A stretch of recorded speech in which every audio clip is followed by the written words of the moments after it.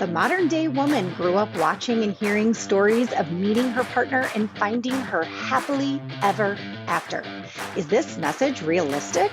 Does it alter our ability to find happiness within our own marriages?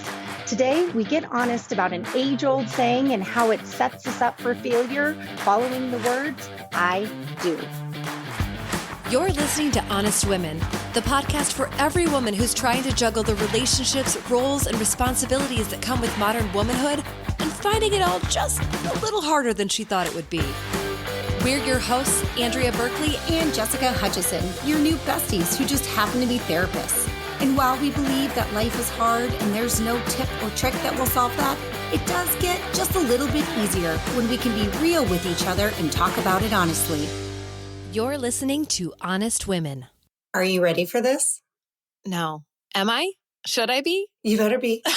Okay, here we go. We're going to scare everybody on the other side. Like, what are we talking about today? Why is everybody so scared? Yeah, what are we talking about today, Jess? Disclaimer to the listener. This will be the first of many marriage-related episodes that Andrea and I are going to be talking about. Yeah, like 500,000. We have this unique perspective because we both are married and we both happen to be EFT-trained couples therapists. So we very much have a viewpoint inside and outside of the office. Very true. I am sweating. I know. I feel like I'm really amping it up here with it. Like I'm going to drop a bomb and it's really not, which is funny. But what do you think? Should we get kind of vulnerable and show up? Because it's easy to show up as the couples therapist, but should we get a little vulnerable and show up as wives in this episode? Oh, girl. Yes, we should. Coming at you. And they lived happily ever after. That's it. That is the end of the story that we all grew up watching, leaving us to imagine what that happily ever after looks like. So let's get started with some honest conversation about what does your happily ever after look like? So you mean when I was younger and headed into marriage and envisioned married life?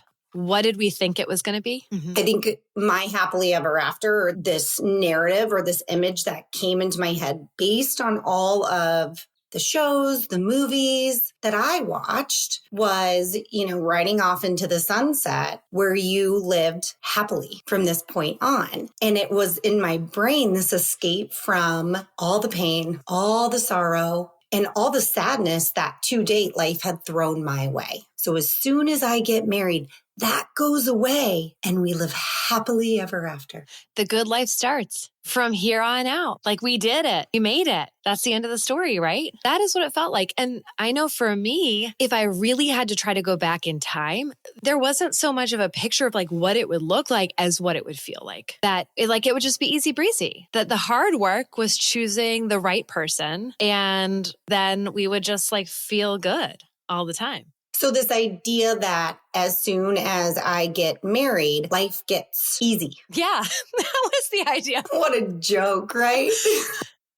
I come from a family, my parents are divorced. They had a very, very rough divorce. Kind of brutal. Lasted a long, long time. Divorce was kind of a thing that happened at one point in time, which is true. And you have to live as co-parents forever. And that looks really different in different houses and in different families. And so in our family, it was not good. It was not smooth. It was no bueno. So I think for me as a young girl trying to understand, I think the way I understood it, the divorce was you picked the wrong person. And so for me, it was like chaos in my home growing up. Getting married was almost like a do-over. I wanted something really, really different. So I just had to go find the right guy. Clearly, I was the right girl. Duh. Bringing everything to the table. So I'm a catch. Just find the right guy. And then we would just be good. Because it felt obvious what happiness would be. But I don't know that I could have put any frame around it. It was just being happy, feeling good. Well, and as you're talking about it, I think about, because we both come from divorced families, did not see what a nuclear family looked like. My parents were divorced by the time I was 3. I believe separated around 2. I have maybe one memory of my mom and dad being married in together. And it's a very, very small, just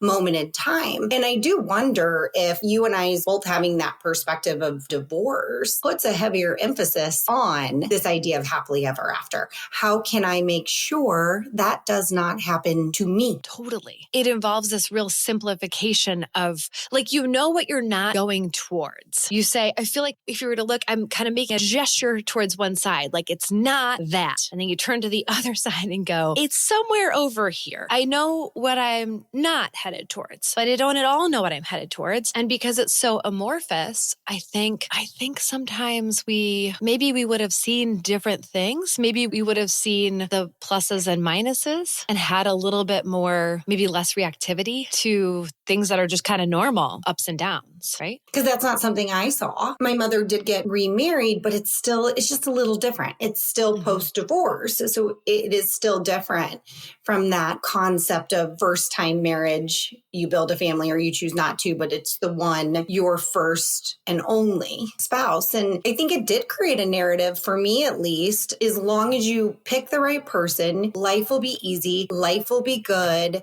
It won't look hard or it won't be hard because you lived happily ever after. And because my coping mechanism, I think, and yours for life established at an early point was, I just have to perform well. So in some ways, there was like marriage and there were winners and losers, and I was going to be a winner because that was my job, is to win at everything. Oh, divorce would be an ultimate failure. Going into marriage, that's how I viewed it.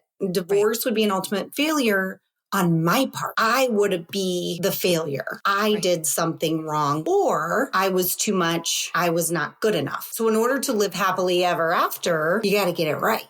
And any struggle in marriage might be pointing to the fact that I'm not good enough or I'm not getting it right, which is also like my kryptonite, which means that it's really incredibly hard to deal with the ups and downs of being partnered with another human for a really long period of time. Like, I met my husband when I was 18. You were young. Yeah. We got married at 23, got married young. I wouldn't undo that. You don't know what you don't know. So I think generally as a young girl, it was just, you're going to grow up. You're going to like find the right guy, right? And there's all the stars in your eyes and the dreamy about that. And then he's going to choose you because you're great and you do things right. You're good enough. Good enough, worthy of love. Okay, we're getting real deep here. And then you're just going to set up your happy household. And then one day you'll have babies and then everyone will be happy. And then one day, like, you'll die in each other's arms. I don't know. There was like no more details than that. There was no details. There's no in between from these fairy tale standpoints that we were shown. Is they ride off into the sunset. Now I laugh. I'm like, joke's on us. What happens after they ride off into the sunset? I want to see that because I guarantee you she's like, can you go a little faster? Why is the horse so slow? You were supposed to turn left back there. No, left. You're going the wrong way. Do you have any idea where you're going? Did you pack snacks? Because I'm hungry. 100%. I want to drop a really good quote here by one of my favorite couples therapists. One of my favorite quotes that she has said is, divorce happens not because we are unhappy, but because we believe we should be happier.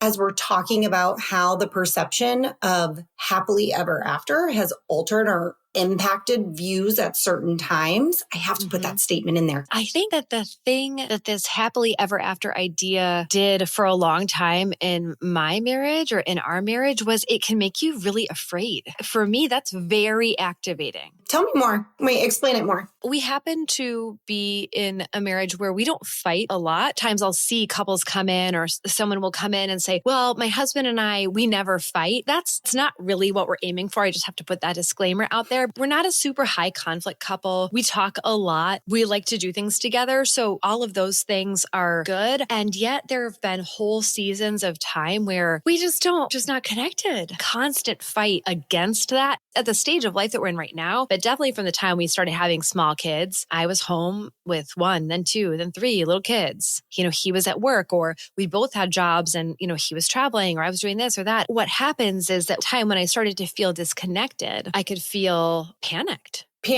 This isn't the right person, or I made the wrong choice. Yeah. Or something's wrong with me. I'm defective, or all of the above. All of it. Like you can imagine like the screaming face emoji, like, ah. That's just what I felt on the inside. It brings up the tenor of everything.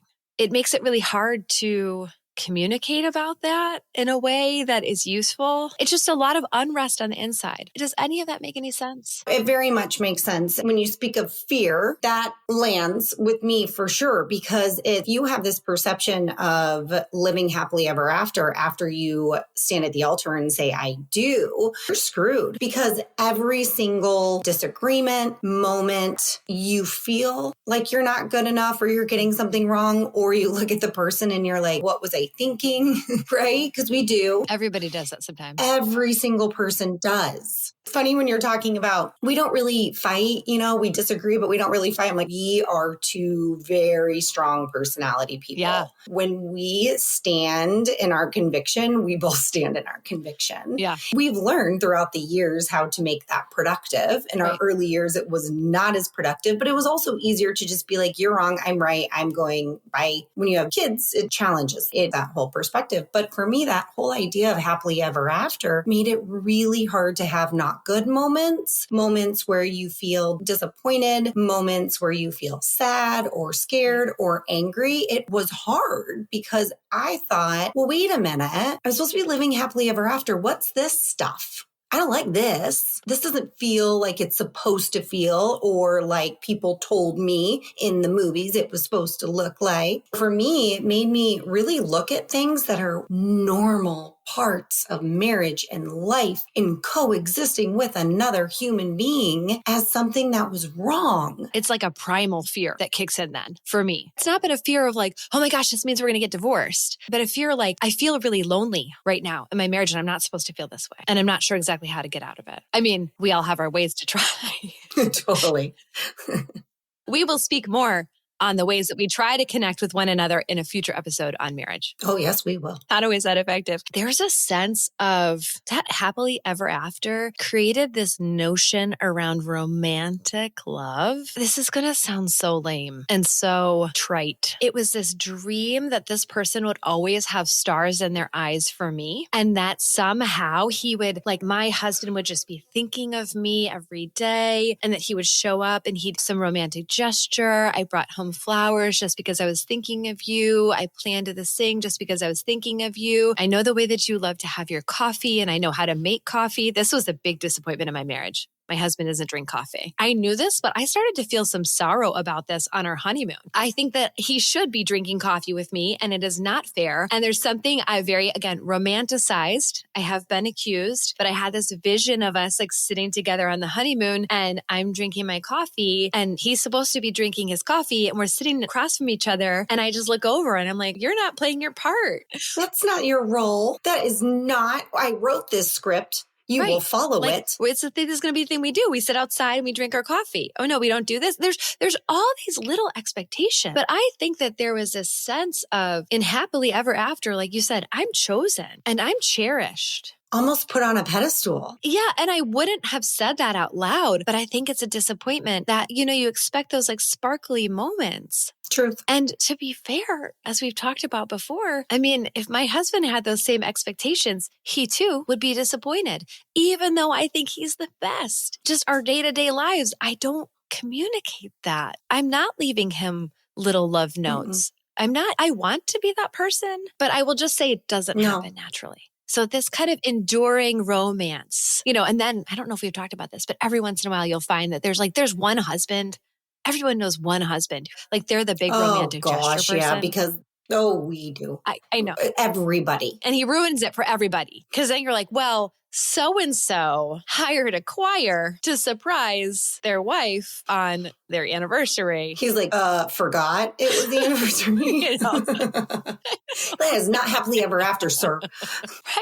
Right. I think those things are a little bit unrealistic or a lot unrealistic. And they're definitely unspoken. And they don't take into account any of our individual personalities. Not everyone shows up in marriage like that. That whole idea of happily ever after is from your own perspective. It does not assume somebody else's wants or needs or their idea of what happily ever after actually looks like. It makes it about you. Yeah. And again, that comes back to that feeling. So I thought I would feel every day cherished and valued. And, we want to be seen. I think that's a really reasonable thing in terms of attachment, seen and valued and attended to. And that's a little amorphous, and we'll have to do another episode on that. But you know what, Jess? In my day-to-day life, I don't feel amazingness all the time.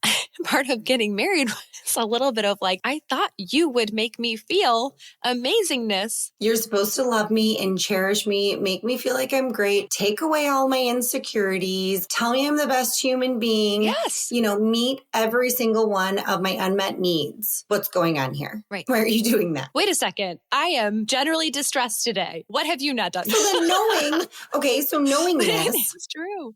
Mm-hmm. All of these things, I haven't actually thought about this, but what does happily ever after look like? So if you're explaining it to your kids, what does happily ever after mean? What does that actually look like? Yeah. You would not believe the number of conversations we have about this in my household. It's a lot. So many conversations. And you know what? They are not romantic.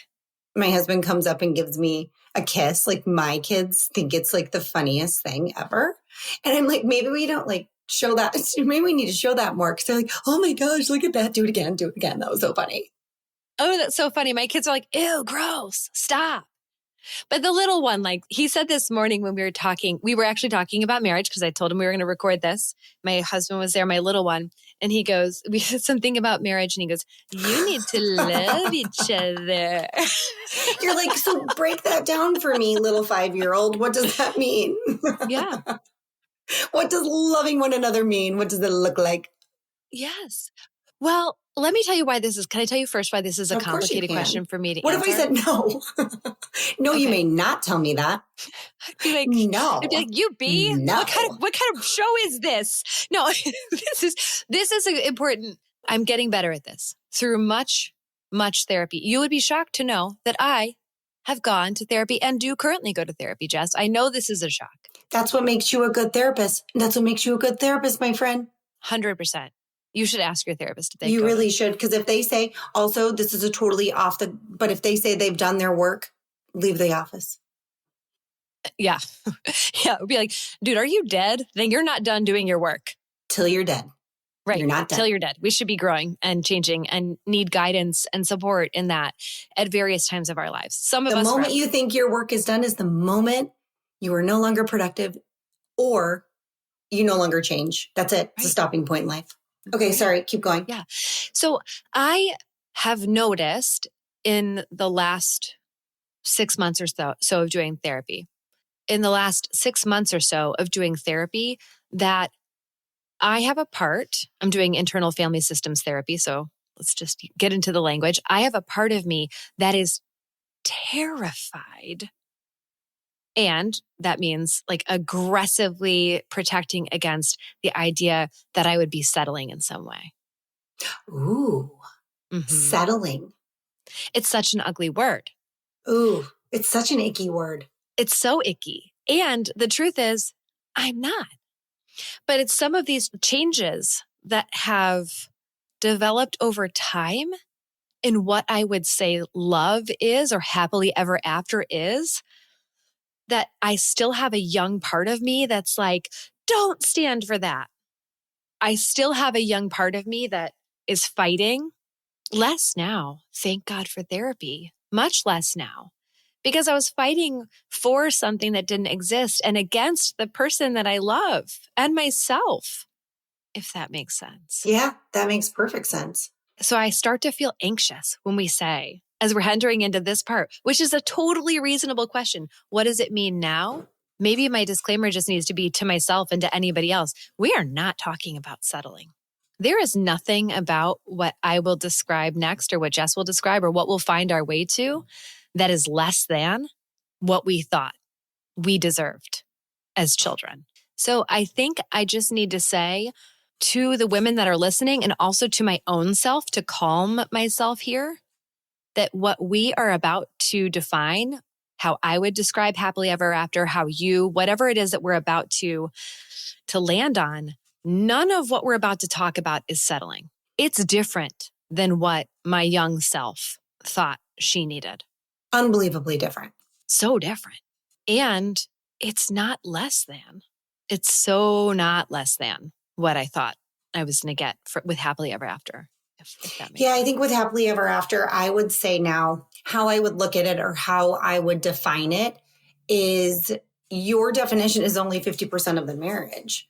There's somebody else that shows up in that marriage with their own 50% of what marriage looks like and how marriage has been modeled for them and what they think is. And when I came into my younger self, who came into marriage very much focused on me or focused on what I thought happily ever after looked like, which truly set me up for failure and my husband up for failure. Because when you didn't meet that need or there was a situation that did not look like I thought it should, that was like a period at the end of a sentence when there should not have been a period at the end of the sentence. Right.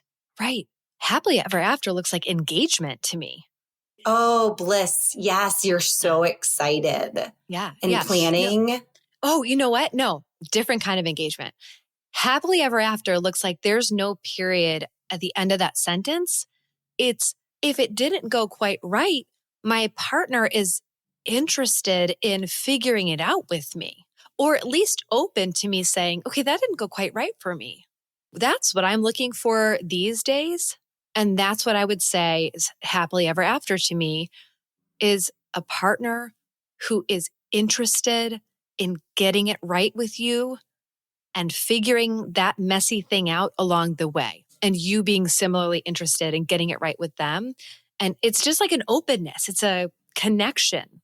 It's turning towards one another. That's happily ever after for me. Happily ever after. I think there's a commitment too. Happily ever after is commitment, knowing that it's going to be hard. It's going to be difficult.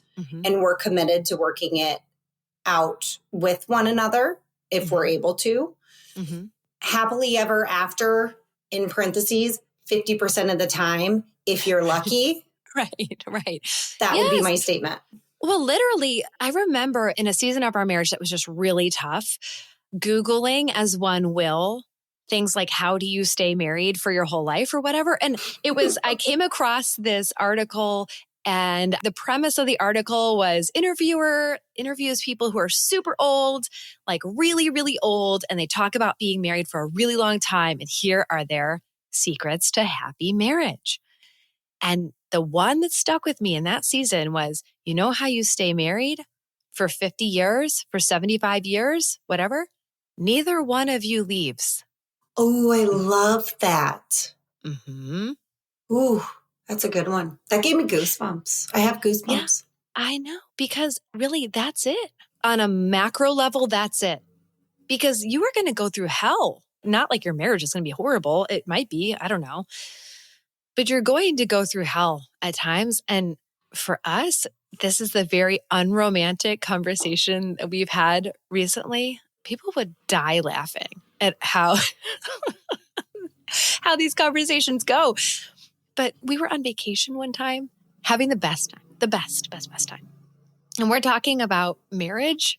And it basically came down to what we would tell our kids is, you're going to go through terrible times because of what life throws at you and because of what you each throw at each other. This is going to be true. And so your question is not, who do I want to have fun with? There's plenty of people for that. Your question is, who can I cling to through those tough seasons and say, you know what, even if I don't feel like this right now, you are worth it to me. Like who I know you to be and who you know me to be, that is worth it to one another to like hold on and get through and get to the point of whatever it is that we're going through, that we can live another season together. Another season. I had a woman once, I asked her what the secret of marriage was. In my memory, we were on a plane for our honeymoon, but that might not be accurate. But either way, we were on a plane somewhere. And her response was amazing. Her and her husband, they were celebrating their 50th wedding anniversary or, one of those big numbers. And thinking they would say something cliched, like don't go to bed mad, which a topic for another episode on why you actually should sometimes. Totally disagree with that idea. Totally disagree. But I thought that's, something she said. And she said, try not to fall out of love at the same time. Oh. And I looked at her and she goes, because there'll always be somebody fighting for that marriage. And I loved that she normalized the falling in and out of love, because happily ever after gives you an idea, or happily ever after often looks like love, love, love, love. Right. And the reality of it is you do fall in and out of love in marriage. Right. Absolutely. Absolutely. And one more piece of happily ever after that I'm really trying to hold tight to right now. Every marriage every partnership that's worth preserving has some strengths and has some weaknesses. It's really easy to focus on the weaknesses. The thing I don't have. I don't have a husband who is like prancing through the street, thinking lovey-dovey thoughts of me and bringing me home little gifts and saying, I love you so much to the moon and back, right? I do have a husband who believes in me, who has never for 1 minute doubted me, who has never discouraged me. He's always in my corner. And that's a thing that I might have in one season of life really ignored all of that. I might have minimized that. Yeah, well, but he doesn't. And I'm not saying, again, this isn't about settling. I think we continue to advocate for the things that we want and need from one another, but it is about taking a moment to go, what is going right here? What does this person bring to the table that I probably undervalue because it's there? And I think that we can find happily ever after, or find more happiness where we are in looking for those things. And happily ever after for me would be that my partner also looks for those things in me and has a sense of my wife, fill in the blank, some way that I really do get it right, because I get it wrong a million ways. I fall short a million ways. But to know that there's another person who sees me in some sort of positive light and can grab onto that and can look for that, that is happy to me. It sounds pretty perfect, not going to lie. Aw, look at us. Did we do it? Well, no. Every part of my being wants to challenge you right now, but I'm not going to, because that's for another episode. No, challenge me. It's fine. No, I think every part of my head is going, but what if it's the woman listening who's like, but my husband doesn't see me in a positive light, and my husband hasn't always been in my corner. I felt alone sometimes. So I think that's where I challenge it a little bit, because I think that doesn't mean that person hasn't been in your corner. Right. What happens when they step outside of it? Right. I think this is such a good point. So, and this is why taking a more personal bent on a topic is tricky. It's so tricky. That's not the only strength, honey, if you're listening. I know you are. That's a strength in my marriage. That is something that I've come to think about and appreciate over the last 6 months. And no, not everybody has that. And other people have things that are strengths in their marriage that I don't. And you know what? Then there's just marriages where like maybe we don't have strengths. I mean, and then there's marriages where there's abuse, there's neglect, there is an unwillingness to work on the marriage. There's a lot of marriages where, you're not living your happily ever after. And maybe you can't. So I guess I will say I'm not anti-divorce. There are plenty of marriages that are really in trouble. And if partners aren't willing to work on them, man, yikes, But what I can say is I am my happily ever after. I think I'm living it. I love that. Yeah. I love that. Yeah. And it doesn't look the way that I thought it would when I was 10 or 18 or even 30. But sometimes your happily ever after isn't a perfectly colored picture. Mm-mm. It's scribbling out of the lines. Mm-hmm. It's using the wrong color. Mm-hmm. It's ripping the page Right. but not throwing the entire page out. Exactly. It doesn't mean I don't want things or that you don't want things. It doesn't mean our partners don't want things, right? It doesn't mean we're not frustrated or burnt out or struggling in the way that everybody else struggles too. We do. And that's all part of it.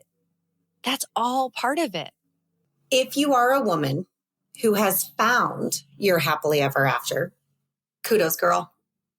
But to the women who are listening, who are still trying to find or redefine what happily ever after means to you, we see you, we are you. We know what it's like to redefine that every season of your life. You've just finished an episode of the Honest Women podcast. We are so honored that you would spend this time with us. We have so much more where this came from and don't want you to miss a minute. So please, right now, take a second to follow the show. While you're there, leave us a 5-star rating and a review. It's the best way to help other women find our show so they can join the conversation. And if you have a friend who could use a little more honesty in her life, and who couldn't, send this episode directly to her. Actually, send this episode to anyone you want to. Everyone's welcome here. We'll be back next Wednesday speaking some truth and feeling some feels. Until then, hang in there, ladies. This has been Honest Women.